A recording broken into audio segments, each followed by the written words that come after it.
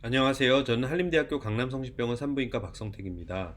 제가 오늘 맡은 주제는 부인암 영역에서 타겟 치료와 면역 치료 관련된 이야기입니다. 보여드리는 슬라이드 중에 몇 가지 데이터들은 회사에서 제공된 슬라이드를 바탕으로 만들었음을 미리 말씀드리겠습니다. 캔서 치료에 컨벤셔널 트리트먼트로는 서저리와 케모세라피가 있습니다. 이제 오늘 주제가 된 타겟 치료와 이뮤노세라피의 도입으로 인해 캔서 치료의 패러다임이 바뀌고 있습니다. 시대별로 암 치료를 살펴보자면 1800년대 외과적인 수술로 암을 제거하는 형태의 암 치료법이 도입이 되었고 1900년대 초반에는 방사선을 기반으로 한 방사선 요법이 암 치료에 도입이 되었습니다. 1940년대 후반부터는 많이 사용하고 있는 항암 치료 요법이 도입이 되었고 2000년대에는 표적 항암제가 도입이 되었습니다. 2010년도에는 면역 치료가 활발하게 도입이 되었고 현재는 면역 치료제를 기반으로 한 이전 치료법과의 컨비네이션 클리니컬 트라이얼들이 활발하게 진행 중에 있습니다. 기존 캔서 치료의 패러다임을 바꾸는 타겟 치료와 그리고 면역 치료는 컨벤셔널 트리트먼트, 즉 튜머 자체의 DNA 레플리케이션과 마이토시스를 타겟으로 하는 케모세라피에 비해 다양한 시그널 패스웨이를 타겟으로 합니다. 이런 다양한 패스웨이들은 우리가 과학기술의 발달로 튜머 마이크로 인바이로먼트를 이해하면서 가능하게 되었습니다. 먼저 등장하는 것이 타겟 치료인데요. 면역 치료 전 2000년대 초반부터 타겟 치료가 캔서 치료로 도입이 되기 시작했습니다. 타겟 치료는 그야말로 이론상으로는 우리가 빨갛게 보이는 꽃들만을 제거하고 싶은데 이것을 암이라고 생각을 했을 때 우리가 케모세라피 같은 경우에는 밭을 갈아엎는 듯한, 쉽게 말하면 이 빨간 꽃 이외에 정상적인 세포도 더 죽일 수 있는 형태의 치료 방침이라고 한다면 타겟 치료는 말 그대로 빨간 꽃만 꺾어서 담는, 이론적으로 봤을 때는 정상 세포에는 아주 미니멀한 피해만 입히는 아주 이상적인 치료라고 볼 수 있습니다. 앞서 슬라이드에서 언급했듯이 이런 타겟 치료를 가능하게 한 것은 우리가 몰레큘러 바이올로지의 발달로 인한 캔서 패스웨이, 캔서 마이크로 인바이러먼트 관련된 메커니즘들을 우리가 과학적으로 밝혀냈고 그 메커니즘들의 각각의 패스웨이에 우리가 블락킹하는 에이전트들을 개발함으로써 타겟 치료가 가능을 해줬는데요. 오늘 이 강의 시간에 제가 말씀드릴 내용은 주로 우리가 파프 이니비터, 즉 시판되고 있는 올라파립이나 닐라파립 관련된 것들, 그리고 베바시즈맥과 같은 VGF, 안티 엔지오제네시스 에이전트들, 그리고 이뮨 체크포인트와 같은 우리가 PDL1, PD1 혹은 CTLA4와 같은 것들을 타겟으로 하는 펜브로시즈맵, 우리가 니볼루맥 같은 에이전트들에 관련된 이야기들을 주로 드릴 겁니다. 오늘 이 강의를 들으시는 분들은 대부분의 경우 부인암 전공을 하지 않으시는 선생님들이 많이 계시는 관계로 부인암 아주 어려운 내용보다는 이해하기 쉬운 내용으로, 그리고 현재 시판되는 약 위주로 그리고 환자의 케이스를 위주로 말씀드리게 된다는 점 미리 말씀드리겠습니다. 제일 우리 부인암 영역에서 도입이 첫 번째로 된 약이 바로 안티 안지오제네틱 에이전트입니다. 안티 엔지오제네틱 에이전트들은 우리가 지금 현재로는 베바시주맵이 우리 산부인과 영역에서는 제일 먼저 쓰고 있고 가장 널리 쓰고 있는데요. 안티 엔지오제네틱 에이전트들에는 우리가 베바시주맵 이외에도 여러 가지 약제들이 있습니다. 잠깐 부가적으로 좀 언급을 드리면 우리가 베바시주맥과 같이 MAB로 끝나는 약들은 우리가 몰레큘라 웨이트이 조금 큰 약제들입니다. 우리가 MAB가 모노클로날 안티바디의 약자죠. 이 모노클로날 안티바디들은 리셉터와 결합을 하게 되어 있고요. 우리가 그 외에 파조파니까 같은 닙으로 끝나는 아주 작은 케미칼들은 우리가 사이토플라즘을 통과해서 각각의 패스웨이에 결합을 해서 패스웨이를 블락시키는 형태의 아주 스몰 몰레큘로 구성되어 있습니다. 그 말은 우리가 약재들을 구분함에 있어서 우리가 어떻게 어떤 구조로 어떤 거를 만들었느냐에 따라서도 맵과 닙과 같은 케미컬과 우리가 모노클로널 안티바디 약재들로 구분할 수가 있다라는 구분법이 있다라는 걸 알아두셨으면 좋을 것 같고요. 대표적으로 모노클로널 안티바디에는 베바시주맵과 같은 안지오 엔지제네틱 에이전트들도 있지만 우리가 펜브롤리주맵과 같은 우리가 PDL1을 타겟으로 하는 키트루다죠. 이런 약재들도 우리가 모노클로널 안티바디 베이스로 만든 약들입니다. 이런 약들이 중요한 이유는 우리가 이제 맵으로 끝나는 약들은 대부분의 경우 우리가 먹는 약 위주로가 아닌 우리가 이제 주사제로 개발이 되어 있고 실질적으로 주사제 형태로 쓰고 있는데요.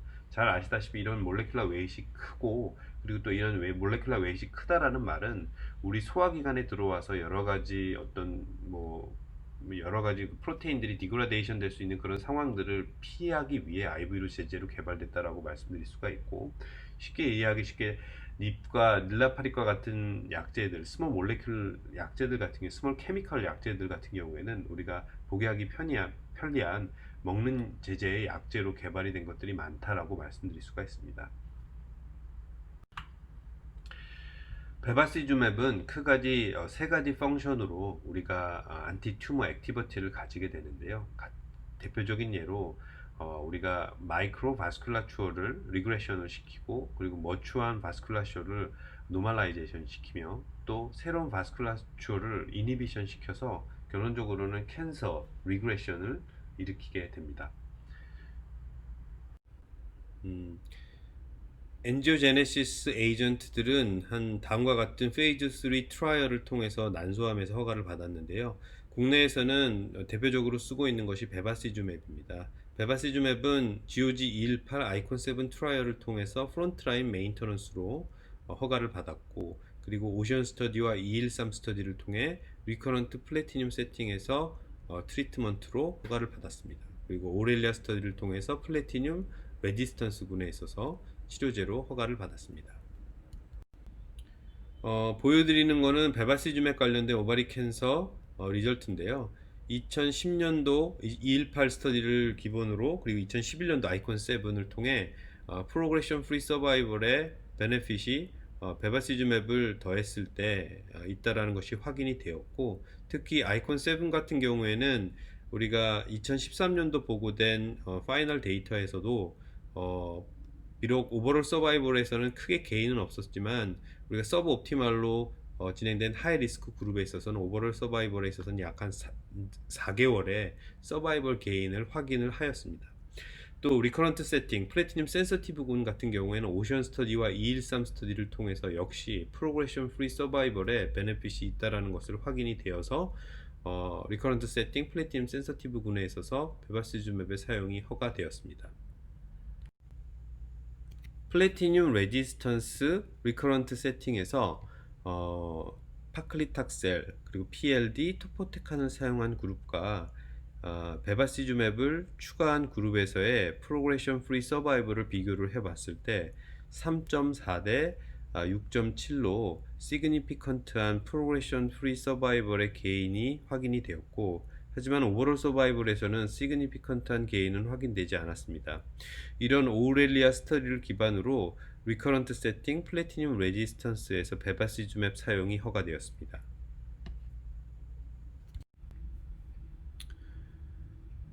난소암에서 베바시주맵 사용 예입니다. 44세 오바리 캔서, 하이그레이드 시러스 카시노마 브라카 1-2 네거티브인 환자 내원 당시 CA12 소견은 2100 소견이었습니다. 2014년도 토탈 BSO PLND, PALND 진행을 했었고 2014년도 9월부터 2015년도 1월까지 어즈번트 캐머로 카오플란틴 파클리탁셀 6회 진행했었습니다.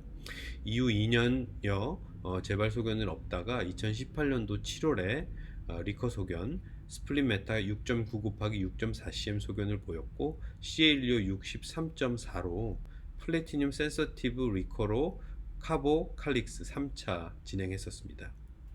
진행 후 시행한 CT 소견상 스플릿 메타 소견 계속 더 프로그레션 돼 보이는 소견 보였고 이후 2018년도 11월부터 2019년 6월까지 베바시즘의 토포테칸으로 약제 변경 후 9차례 진행한 후 시행한 CT 소견상 스플린 메타 6.5cm으로 파셜 리스폰스 소견보여 오퍼레이션으로 스플레넥토미 진행을 하였습니다.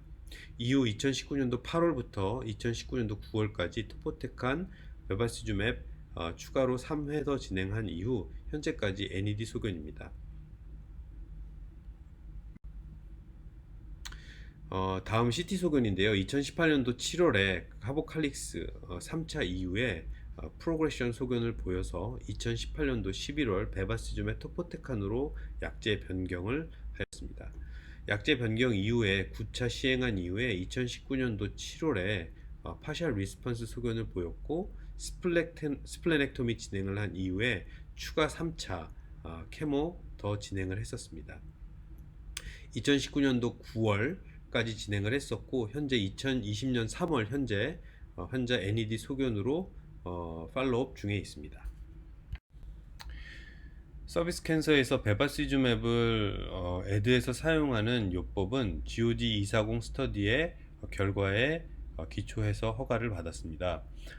GOG 240은 Advanced Recurrent Metastatic Cervix Cancer에서 케모세라피의 베바시즈맵을 사용을 했을 때 서바이벌에 약 한 3.7개월의 베네핏을 얻게 되는 결과를 보여주었는데요. 이 결과는 10년 동안 생존율 개선이 없었던 재발성, 전이성 그리고 지속성 자궁 경부암 분야에서 최초로 생존율을 연장시켰다라는 결과를 보여주었다는 의미가 있습니다. 어드밴스드 서비컬 캔서에서 베바시주맵을 사용한 예입니다. 43세 HPV 16번 포지티브 그리고 펀치 바이옵시상 스쿼머스 카시노마 나온 환자고요. MRI 펫 소견에서는 서빅스 메스 그리고 하이드로네프로시스 그리고 멀티플 림프노드 메타 그리고 본 메타 소견 보이는 스테이지 4인 환자로 치료 방침으로는 수술보다는 시스테믹한 케모로 치료 방침을 정하고 2019년 10월 25일부터 20년 2월 20일까지 파클리탁셀 시스플란티베 베바시즈맵을 애드하여서 6차 진행을 했었습니다. 이후 펫과 MRI 소견에서 메타볼릭 CR, 레디올로직 CR 소견을 보여서 2020년 4월부터 5월까지 컨솔리데이션 RT 진행을 한 이후 5월 21일부터 6월 4일까지 ICR 진행했었습니다. 환자 MRI 소견이고요. MRI 상에서 2019년도 9월 치료 전 그리고 치료 이후의 모습입니다. 2019년도 9월 치료 전에 펫 소견에서는 슈프라클라비클 하이퍼메타볼릭 리전 그리고 버테브라의 하이퍼메타볼릭 리전 보이고 있으나 6차 항암 이후에 2020년 5월 펫 소견에는 컴플리트 리스폰스 소견 보이고 있습니다. 다음 말씀드릴 내용은 파프 이니비터입니다. 파프 이니비터는 현재 난소암의 메인터넌스 트리트먼트로 많이 사용하고 있는 약제입니다. 파프라는 것은 우리가 더블 스트랜디드로 구성되어 있는 DNA에서 싱글 스트랜디드 브레이크가 발생을 했을 때 그것을 리페어를 담당하는 물질인데요. 그런 파프가 없을 경우에 우리가 싱글 스트랜디드 브레이크가 계속 쌓여 발생을 하게 되고 그런 싱글 스트랜드 브레이크가 계속 쌓이다 보면 결국에는 더블 스트랜디드 브레이크가 발생을 해서 이런 더블 스트랜디드 브레이크가 결국엔 리페어 되지 못하면 결국 셀 데스를 유발하게 됩니다. 이런 더블 스트랜디드 브레이크가 발생을 했을 때 이것을 리페어를 담당하는 것이 바로 호몰로거스 리컨비넌트 리페어 진들인데요. 대표적인 예가 브라카입니다. 따라서 브라카가 없을 경우엔 우리가 파프도 없을 경우 이 두 가지 다 없을 경우에는 셀 데스가 많이 유발이 될 것이다 라는 것을 예상해 볼 수가 있습니다. 바로 이런 백그라운드를 기반으로 발명이 된 것이 바로 파프 인히비터인데요. 브라카 1, 2 뮤테이션이 있는 사람에게서 파프 인히비터가 당연히 더 반응이 좋을 것이라고 생각이 되어지고 또 파프 인히비터가 또 효과가 좋을 것이라고 기대되는 군은 바로 HRR, 호몰로거스 리컨비넌트 리페어가 있는 진들이 있는 환자들이 더 파프 이니비터에 반응을 잘 할 것이다라는 걸 기대해 볼 수가 있습니다. 현재 시판하고 있는 파프 이니비토르는 올라파립, 루카파립, 베리파립, 그리고 니라파립 등이 있고요. 국내에 현재 난소암액에 있어서 적용 가능한 파프 이니비토르는 올라파립과 니라파립이 있습니다. 파프 이니비토 올라파립의 경우 퍼스트 라인 케모세라피 이후의 메인터넌스는 솔로 원 스터디, 세컨드 라인 케모 이후에 브라카 뮤테이션이 있는 환자에게 있어서 메인터넌스 치료로 솔로 2 스터디를 기반으로, 그리고 브라카 뮤테이션과 상관없는 환자의 경우는 스터디 19을 결과를 바탕으로 허가되었습니다.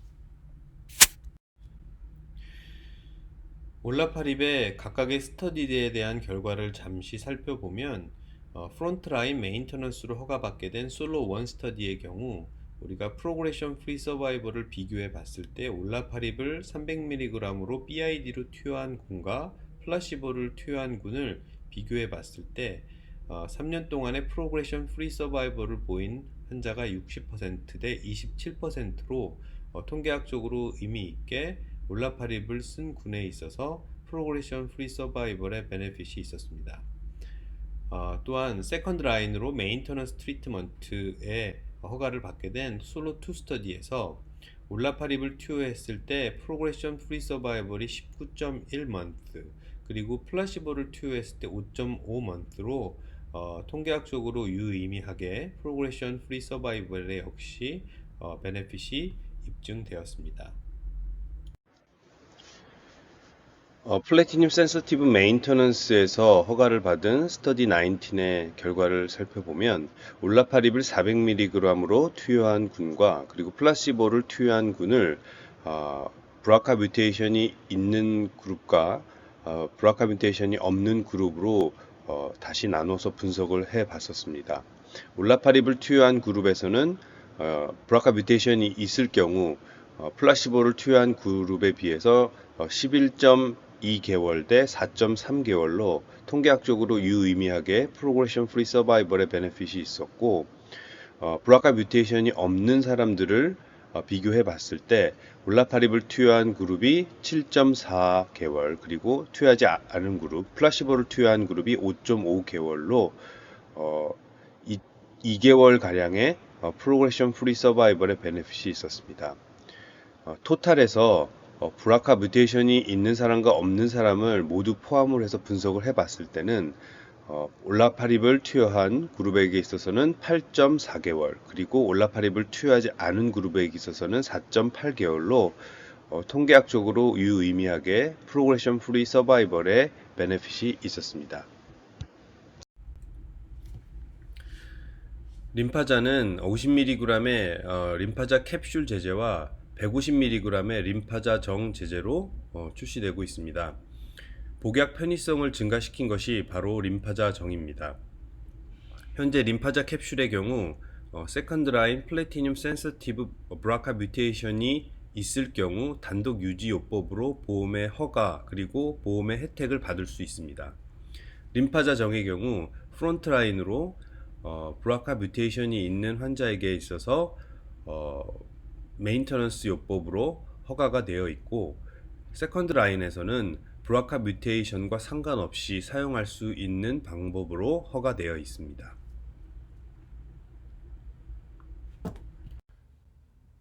올라파립 림파자 사용 케이스입니다. 67세 오바리 캔서 하이그레이드 시로스 카시노마 환자, 점라인 브라카 뮤테이션 포지티브인 환자로 내원 당시 CA125 2621 소견이었습니다.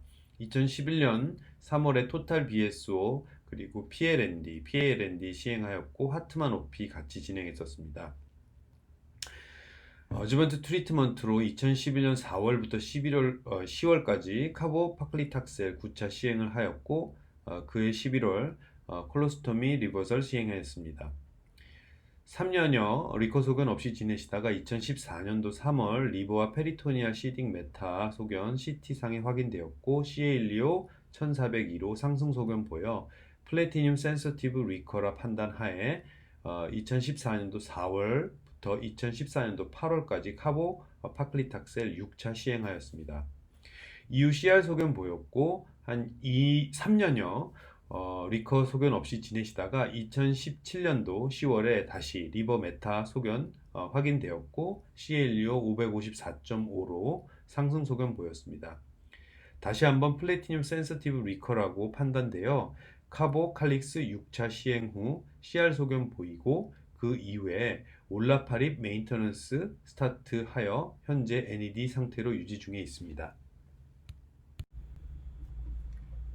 2017년도 10월 CLO 554.5로 상승 소견 그리고 CT 소견에서도 메타스타틱 리전 소견 보이고 있어서 플래티늄 센서티브 리커로 카보칼릭스 6차 시행했었습니다. 2018년도 3월에 시행한 CT 소견상 CR 소견 보이고 있고 CLO도 4.9로 많이 낮아져 있는 상태입니다. 이후에 올라파립으로 메인터넌스 트리트먼트를 진행을 하였고 올라파립 24개월 쓰고 있는 상황 2020년 4월에 현재 리커 소견 없이 NED 소견 보이고 있습니다. 또 다른 파프 이니비터로는 닐라파립이 있습니다. 국내 판매되고 있는 파프 이니비터로 상품명은 제줄라입니다. 이 제줄라는 현재 노바 스터디를 기반으로 플래티늄 센서티브인 세컨드 라인 메인터넌스로 허가가 나 있고요. 허가는 브라카 뮤테이션에 상관없이 사용할 수가 있습니다. 브라카 뮤테이션이 있는 환자의 경우는 21먼스 대 55.5먼스로 프로그레션 프리 서바이벌의 게인을 보여주었고요. 브라카 뮤테이션이 없는 HRD 포지티브인 환자는 12.9먼스 대 3.8먼스로 프로그레션 프리 서바이벌의 게인을 보여주었습니다. 재미난 거는 브라카 뮤테이션도 없고 HRD 뮤테이션이 없는 아무것도 없는 뮤테이션의 환자에게 있어서도 우리가 닐라파립을 사용을 했을 때 프로그레션 프리 서바이벌이 9.3먼스 대 3.9먼스로 프로그레션 프리 서바이벌의 게인을 보여주었습니다. 결국 HRD의 스테이투스와 상관없이 우리가 파프 이니비터인 닐라파립을 사용할 수가 있습니다. 파프 이니비터 닐라파립의 쿼드라 스터디는 포스 라인에서 모노세라피로 닐라파립의 효능을 보여준 스터디입니다.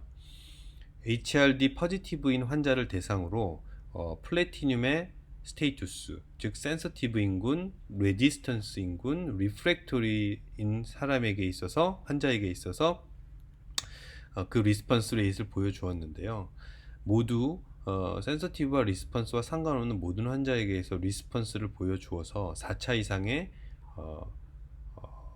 환자에게 있어서 4차 이상의 트리트먼트로 모노세라피로서의 닐라파립의 효능을 보여주었습니다. 제줄라의 경우 2차 이상의 유지요법으로 HRD 포지티브 네거티브인 모든 환자군에게 있어서 허가를 받았고요. 특히 보험 혜택을 볼 수 있는 군은 브라카 뮤테이션이 있는 2차 이상의 유지요법에 있는 환자군에게 있어서는 보험 혜택을 받을 수가 있습니다.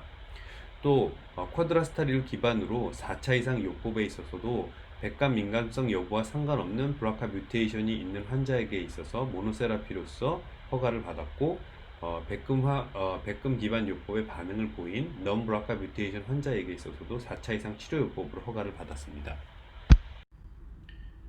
면역 치료에 대한 이야기를 드리겠습니다. 이제 면역 치료제를 말씀드리기에 앞서 면역 치료라는 개념을 정리한 사람이 바로 윌리엄 콜리라는 사람인데요. 최초 시도한 사람입니다. 이 사람은 1900년도 초반에 헤드앤넥 캔서인 사람에게 있어서 살아있는 박테리아를 투입을 해봤을 때 살아있는 박테리아에 의해서 환자가 죽는 케이스도 있었지만 컴플리트하게 캔서가 리커버리 된 케이스를 발견하였고요. 살아있는 박테리아보다는 우리가 죽은 박테리아를 투여를 해서 이 캔서를 치료하는 방법을 도입을 해보자 라는 시도로 여러 환자들을 시도를 해봤고 바로 이러한 것들이 콜리스톡신이라는 방법으로 세상에 알려지게 되었습니다. 대부분의 경우는 이 치료법 자체가 그렇게 크게 인정을 받지 못하면서 사장되는 듯 했는데요. 그의 딸이 콜리스톡신이라는 것들을 우리가 이제 문서화로 제대로 보고를 하면서 세상에 알려지게 되었고, 현재는 이런 윌리엄 콜리의 이런 컨셉들이 우리가 BCG 인젝션과 같은 여러 가지 다른 방법으로 모디파이 돼서 적용이 되고 있습니다. 캔서가 우리 몸의 면역 체계에 의해 인지되고 공격하게 하는 형태의 모습을 좀 보여드리는 그림인데요. 캔서는 그 자체로서 우리 몸과 다른 형태의 어떤 걸로 인해서 우리가 안티젠을 생산해내게 되고요. 그런 안티젠들을 우리가 안티젠 프레젠테이션 셀인 덴드리틱 셀이 인지하게 되고, 이 덴드리틱 셀이 바로 림프노드로 가서 T셀에게 이렇게 생긴 안티젠을 공격하라라고 프로그램을 해줍니다. 그럼 이런 프로그램된 T셀들이 블러드 베슬을 타고 우리가 튜머에 캔서에 와서 그 안티젠을 인식하고 공격하게 만드는 형태, 이것이 바로 캔서 이뮤니티 사이클의 스텝인데요.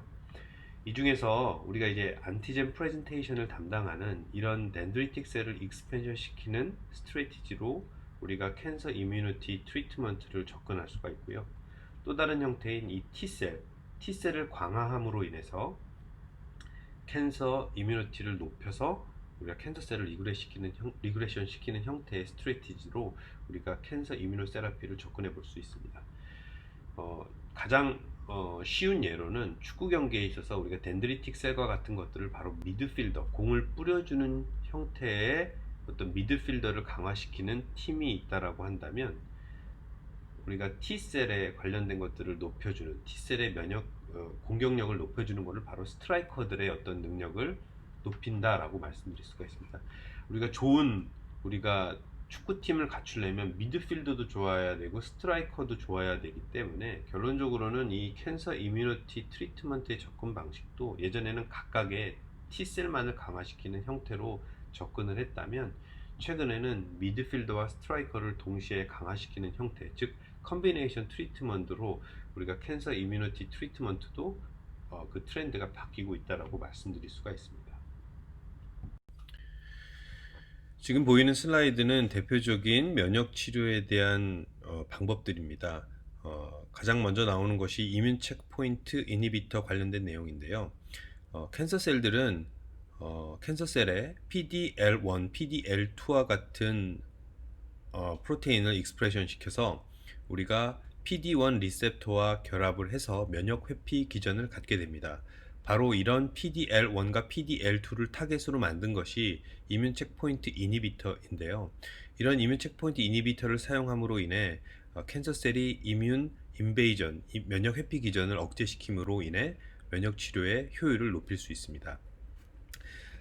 다음은 이제 캔서 백신인데요. 캔서 백신은 덴드리틱 셀의 능력을 배가시켜서 안티젠 프레젠테이션을 확실히 효율적으로 전달하게 하여 T셀을 활성화시켜서 이 T셀들이 바로 캔서를 공격하게 만드는 형태의 컨셉입니다. 다음은 카티인데요. 카티는 우리 몸에 존재하고 있는 T세포들을 밖에서 체외에서 특정 안티젠을 공격하게 프로그램들을 한 후에 그거를 익스펜션 시켜서 우리 몸에 다시 주입해서 캔서셀을 공격하게 만드는 형태의 개념입니다. 혈액암 같은 경우에는 카티가 현재 시판되어 있는 약도 있을 만큼 많이 연구가 진행이 되어 있지만, 아직 고형암에서는 캔서 마이크로 인바이러먼트 자체가 카티가 직접적인 공격을 하기에는 한계점들이 있기 때문에 좀 더 많은 연구가 진행이 되어야 할 수준에 있습니다. 현재 면역관문 억제제로 국내에 시판되고 있는 약제들은 다음과 같은 것들이 있습니다. 이 중에서도 부인암 영역에서 허가되고 사용되는 약제는 키트루다, 그리고 옵디보 등이 있습니다. PD1 이니비터인 옵디보 같은 경우에는 제일 먼저 개발된 약이긴 하나, 키트루다 같은 경우에 잘 짜여진, 그리고 바이오마커를 기반으로 한 임상시험을 바탕으로 좋은 결과들을 보여줘서 현재 마켓 쉐어에서는 1위를 달리고 있습니다. 키트루다의 경우 현재 진행되고 있는 임상시험만 기존에 사용되어 있는 약제와 함께 사용되는 컨비네이션 트라이얼로 약 800여 종이 넘는다고 알려져 있고, 아마 시간이 지나면서 그 적용증은 조금 더 많이 확대될 예정에 있습니다. 각각의 약제의 설명에 앞서 DNA 미스매치 리페어에 관련된 간략한 언급 먼저 드리겠습니다. DNA에 어떤 에러가 발생을 했을 때 우리가 이 미스매치된 DNA를 리페어하는 시스템이 존재합니다. 이런 시스템을 DNA 미스매치 리페어 시스템이라고 하는데요. 관련된 진으로는 MSH2, MLH1, MSH6, PMS2와 같은 진들이 연관되어 있습니다. 이런 미스매치 리페어 시스템이 펑션을 제대로 못할 경우에는 우리가 마이크로 세이틀라이트 인스테빌리티를 유발시켜서, 결론적으로 이런 마이크로 세이틀라이트 인스테빌리티는 하이퍼 뮤테이티드 페노타입을 가지게 됩니다. 이런 하이퍼 뮤테이티드 페노타입은 결국 어, 라지 포션의 네오 안티젠들을 유발시켜서 이런 여기 그림에도 표시되어 있듯이 많은 네오 안티젠들이 튜머의 표면에 발생을 하게 되고, 이런 네오 안티젠들을 T셀이 인지를 해서 공격을 하게 만드는데, 결론적으로는 이런 마이크로 세이틀라이트 인스테빌리티가 높게 표현된 캔서 조직에서는 이런 많은 포션의 네오 안티젠들이 표현하게 되고, 이런 네오 안티젠들이 T셀의 리셉터에 의해 인지가 돼서 공격을 하게 만들기 때문에 좀 더 이뮨 체크포인트 이니비터의 어떤 반응성이 증가될 수 있음을 예측해 볼 수 있게 합니다. 약 한 30%의 엔도메트리얼 캔서 환자에게 있어서도 바로 이 DNA 미스매치 리페어 시스템에 문제가 있다라고 알려져 있습니다. 각 암종에서 뮤테이셔널 버든을 보여주는 그림입니다. V남 중에서는 엔도메트리얼 캔서가 뮤테이션 버든이 가장 높음을 알 수가 있습니다. 이런 뮤테이셔널 버든을 알려줄 수 있는 바이오마커의 개발이 활발하게 진행이 되고 있고, 이런 바이오마커의 개발은 결국 면역 관문 억제제에 효과를 보일 수 있는 암종을 실렉션할 수 있다는 점에서 의미가 있습니다.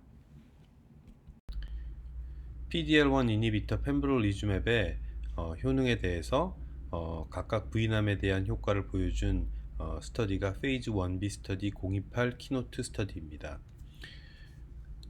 엔도메트리얼 캔서에서 PDL1 포지티브인 환자에게 있어 펜브롤리즈맵을 투여했을 때 오브젝트 리스폰스 레이시 약 13% 보여주었고, 키노트 28 서빅스 캔서 환자군에 있어서 오브젝트 리스폰스 레이트는 17%, 그리고 난소암에 있어서는 11.5% 오브젝트 리스폰스 레이트를 보여주었습니다.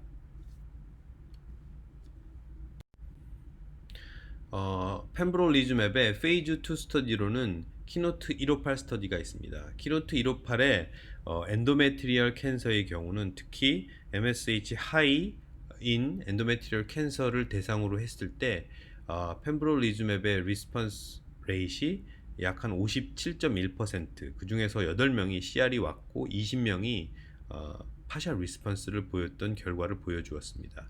메디안 프로그레션 프리 서바이벌은 26month, 그리고 이제 바이오마커가 없는 다른 환자군 같은 경우에는 그 오브젝트 리스폰스 레이트이 낮고 프로그레션 프리 서바이벌은 비슷했으나 다른 캔서와 비교를 했을 때 엔도메트리얼 캔서에서 오브젝트 리스폰스 레이트이 높다라는 결과를 보여주었습니다. 키노트 158의 서빅스 캔서에 대한 보고는 PDL1 포지티브와 네거티브군을 나눠서 결과를 보고하였는데요. 오브젝트 리스폰스 레이트는 PD1이 포지티브일 경우에는 14.6%, 네거티브일 경우에는 0% 오브젝트 리스폰스 레이트를 보여주었고, 특히 오버롤 서바이벌 같은 경우에는 우리가 PDL1이 포지티브인 경우에는 11month, 그리고 전체적인 네거티브와 포지티브를 모두 컨비네이션에서 분석을 해봤을 때는 9.4month의 결과를 보여주었습니다. 니볼루베에 관련된 클리니컬 트라이얼들은 먼저 서비컬 캔서에 있어 허가를 받게 된 체크메이트 358 스터디가 있습니다.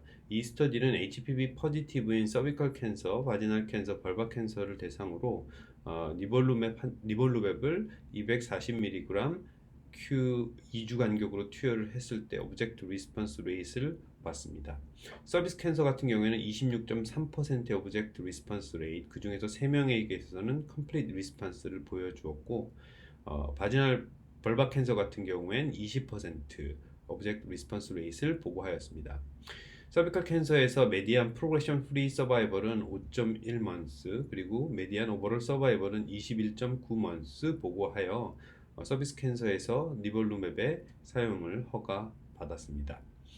오바리 캔서에서는 어드밴스드 플래티넘 레지선스 오바리안 캔서에서 니볼루맵을 사용을 했을 때 오브젝트 리스폰스 레이트를 본 스터디가 있고, 그 스터디에선 도즈와 1mg과 per kg, 3mg per kg의 도즈를 달리 했을 때의 오브젝트 리스폰스 레이트를 살펴봤는데, 두 도즈를 모두 합쳤을 때는 약 15%의 오브젝트 리스폰스 레이트를 확인을 하였고, 그 중에 환자 중에 2명에게 있어서 컴플리트 리스폰스를 보여주었습니다.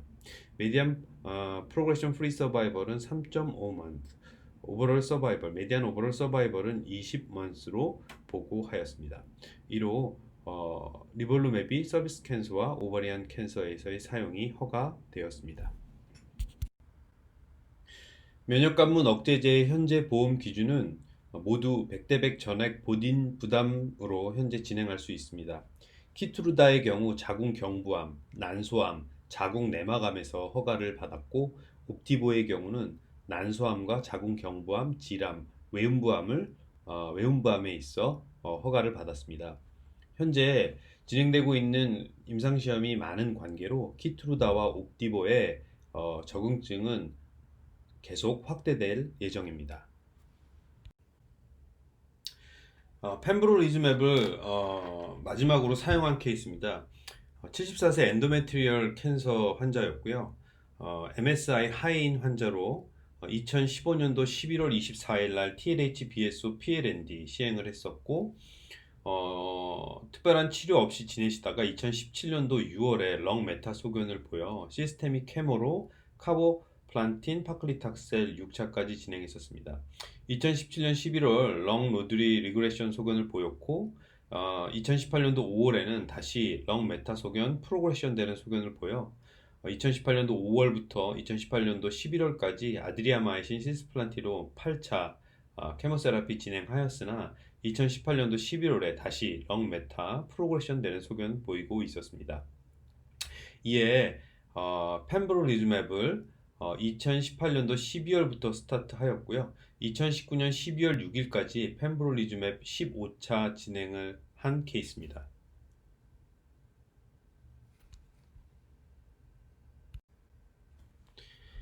2018년 11월 렁 메타 소견 보인 상태고요.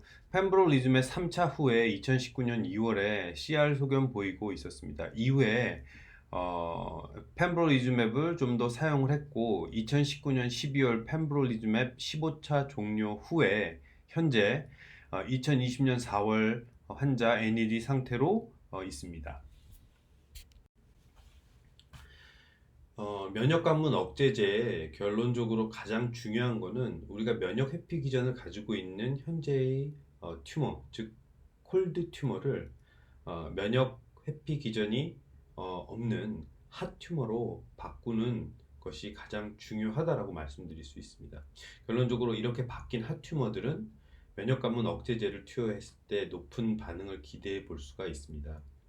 이런 콜드 튜머를 핫 튜머로 바꾸기 위한 다양한 방법으로는 기존에 개발되었던 PARP 이니비터 혹은 안티 엔지오제네스 이니비터를 사용하는 방법, 혹은 컨벤셔널 트리트먼트인 케모세라피와 라디에이션 테라피를 사용하는 방법 등이 있고, 현재 이런 PARP 이니비터 단독 혹은 PARP 이니비터 컨비네이션 이뮨 체크포인트 이니비터, 아니면 케모와 RT 그리고 타겟 치료를 모두 조합한 다양한 형태의 컨비네이션 트리트먼트들이 수많은 임상 시험을 통해 진행 중에 있고, 수년 내에 아마 이런 임상 시험의 결과를 바탕으로 이뮨 체크포인트 이니비터 면역관문 억제제가 세컨드 라인을 넘어서 프라이머리 트리트먼트로 자리 잡을 수 있지 않을까 하는 기대를 해봅니다. 부인암 영역에 있어서 면역 치료와 타겟 치료는 현재 캔서 치료의 패러다임을 조금씩 바꿔 나가고 있습니다. 하지만 지금 현재로서는 엄청나게 큰 파도들이 다가오고 있다라고 말씀드릴 수가 있습니다. 현재 바이오마커에 대한 많은 연구가 이루어짐으로 인해서 환자군을 실렉션할 수 있는 연구들이 현재 진행 중에 있습니다. 또 마커들에 따른 우리가 연구 결과를 기대해 볼 수가 있을 것 같고요. 또 하나는 기존 치료제와 개발되어 있던 타겟 치료와 면역 치료, 기존 개발되어 있는 우리가 케모세라피와 타겟 치료, 면역 치료의 컨비네이션, 톡시서티는 줄이면서 에피커시를 늘릴 수 있는 다양한 조합들이 현재 연구 중에 있기 때문에 아마도 이런 연구 결과들이 속속 발표되기 시작한다면 캔서 치료에 있어서는 굉장히 큰 패러다임이 완전히 바뀌어버리는 그런 시대가 오지 않을까라는 기대를 해봅니다. 경청해 주셔서 감사합니다.